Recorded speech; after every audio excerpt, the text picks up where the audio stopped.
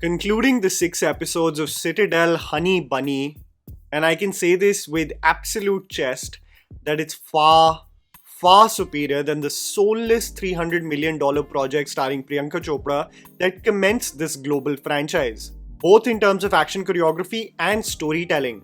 But the question is the bar too low?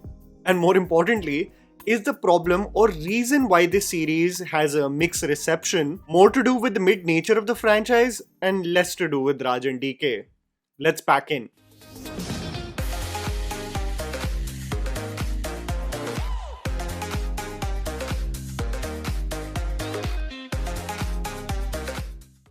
Citadel Honey Bunny is the Indian chapter of the global franchise, acting as a prequel to the series of events that commenced last year with Richard Madden and Priyanka Chopra at the helm of affairs. Specifically focusing on Priyanka Chopra's character Nadia as a child and her parents, here played by Varun Dhawan and Samantha, and their relationship with Citadel. With the Russo brothers featuring as executive producers, this series was marketed as one of the most expensive web series with a global plan to expand. So much so that the international productions in Italy with Citadel Diana and the Indian production Honey Bunny were already shooting a global plan to create a streamlined universe for its characters. While Citadel last year was as mid and forgettable as Priyanka's singing career, people were hopeful that Raj and DK will add the much needed excitement to this franchise with their own spin. We are transported to Bombay in 1992. Rahi, played by Varun Dhawan, is a Bollywood stuntman and is friends with Honey, played by Samantha, who is a struggling actor. When monetary issues arise, Rahi provides an opportunity to Honey to be a part of a mission associated with an agency that involves high risk. The series goes back and forth between 1992 Bombay and Nainital in the year 2000. What transpires as Honey becomes a part of the agency, the understanding of the technology that the agency is after, what is Project Talwar, the role of the Citadel, and the origin stories of our two main characters forms the basic premise of Citadel Honey Bunny. Here's me telling you the good and bad aspects of the series so that you guys can ultimately decide whether to watch it on Amazon Prime Video or not. Cinematography and action choreography. The best part about Citadel Honey Bunny, in sharp contrast to the Hollywood series, is that it visually has its own identity. Shot mostly in real locations and being a time machine to the 90s, the series stands out both the way in the characters have been styled with their flared shirts, bell bottoms and mullets, and the way it utilizes the spaces in which they find themselves in carefully crafted action set pieces. The cinematography by Johan Hjörlin 8 perfectly captures the vibrancy of Bombay and the overcast and dread in the busy yet narrow streets of Nainital. But a clear standout in the 6 episodes of this web series is the action choreography, and especially the way they are captured. I have always stood by this regarding Raj and DK and their filmography, that while most boast about their brilliant comedic writing, the most underrated quality of their projects is the way they capture action choreography. It can be something as seamless as a generic still wide shot in 99 of Cyrus Brocha bumping into a post, to the intricate nature with which they present their hero in A Gentleman, or finally showcasing the ability of Shahid Kapoor as an action star in a breathtaking one-shot in Farzi. There are too many moments from Honey Bunny which I can rave about. The introduction shot of Varun engaging in hand-to-hand combat in a hotel room, the seamless nature with which the camera pans towards a car where Samantha eliminates her enemies, the ambush sequence in a safe house as Samantha does everything to protect her daughter, or the brilliant teamwork that Honey and Bunny showcase as they are surrounded by agents in the Royal Mahal. These sequences stand out because Raj and DK are adamant in not only having a clear plan from point A to point B, but there are conscious camera techniques utilized to make it come across as fluid choreography. So you will see the camera zoom into characters and their bodies, which is masked as a one shot but acts as a break to the proceedings. But in the edit, it will seem like one continuous shot. It will be something as smart as Varun on a bike in a stunt shot, and the filmmakers will use objects as tools for cutaways, but the edit, it is just one continuous shot to make you feel like Varun himself has taken off on a ramp with his dirt bike. Knowing the UFC and WWE fan Varun is, I could see moments where he transitions to a southpaw stance or literally does an angle slam on another character, which feel like his own creative inputs. I see what you did there, Varun. But honestly, the commitment of the actors, including Samantha being a total badass, and the way Raj and DK capture the action set pieces, it's clearly a standout quality of this series. Awkward language choices. Raj and DK are famous for the authenticity they bring regarding their casting choices. If characters from the heartland of Tamil Nadu are to be introduced like in Family Man Season 2, and a scene is to be written where they are interacting amongst each other, it is going to be in Tamil.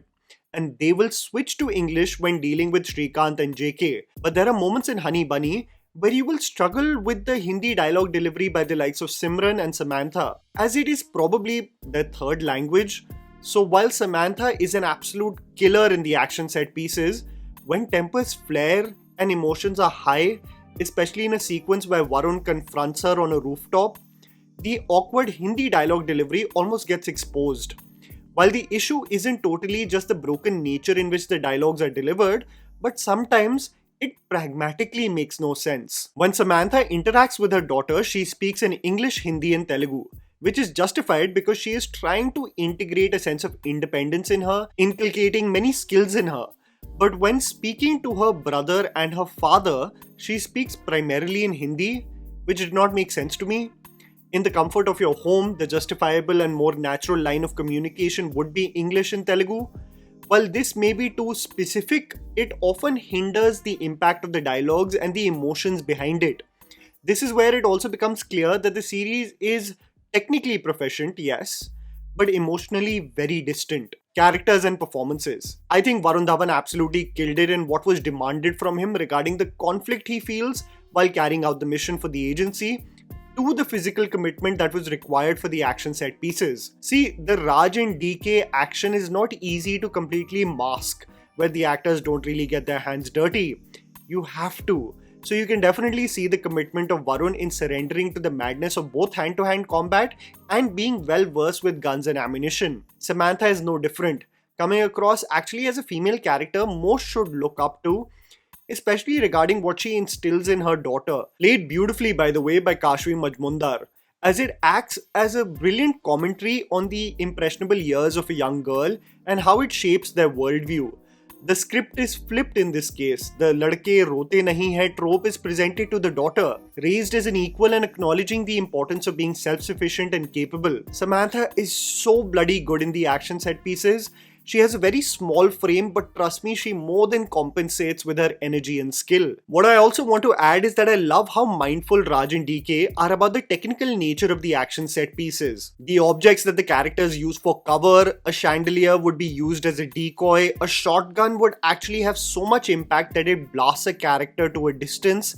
Characters are found constantly reloading their rounds. It all makes sense from a technical POV. The supporting characters, including Shiv Ankit Singh as Chaco and Soham Majumdar as Ludo, are formidable in their roles. So are the likes of Sikandar Khair and especially Saqib Salim, who brings his A game with the intensity required in the action, especially when he goes head to head with Varun. Humor and mixed creative decisions. The most interesting character in Honey Bunny has to be Guru, played by KK Menon.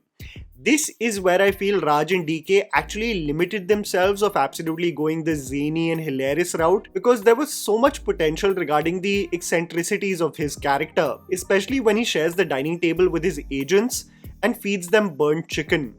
KK Menon finds the perfect balance between intensity and bad crazy humor. I couldn't help but acknowledge the seriousness of the situation, while also acknowledging the bizarre nature of him shouting at Saqib Salim, instructing to eat the food while he continues to badger him. He truly is one of a kind and always delivers, even if the material may be subpar. I think the most generic or ineffective portions of the series was when it explores the origin stories of both Honey and Bunny, creating this almost comedic or comic-like montage of sorts of a troubled past, but it doesn't really land for us to be totally invested in the characters personally, which made me conclude why, compared to other series created by Raj and DK, somewhere Citadel Honey Bunny falls short of being spectacular. This is the basic problem when one is not creating their own vision, but are commissioned to bring their own spin to someone else's vision. There are portions, especially from the point of view of going deep with the characters and their personalities, or going absolutely nuts with the humor, where I felt the creators were limiting themselves, almost as if they had to serve a larger purpose for the franchise rather than actually let go and be their free creative selves. The major problem with Honey Bunny is that the stakes always remain vague. There is a satellite monitoring technology that is referenced, people are after it, Project Talwar is mentioned, but the magnitude or the nature of the consequences are only implied or hinted at. You don't really feel the nail biting stakes at hand. You just assume that it's important. But for the audience to be absolutely invested till the 6th episode, the consequences should be grave and very clear. Making Citadel Honey Bunny, yes, a far superior product than the Hollywood version, technically proficient, yes, but the premise itself and the concept of Citadel as an organization is quite mediocre.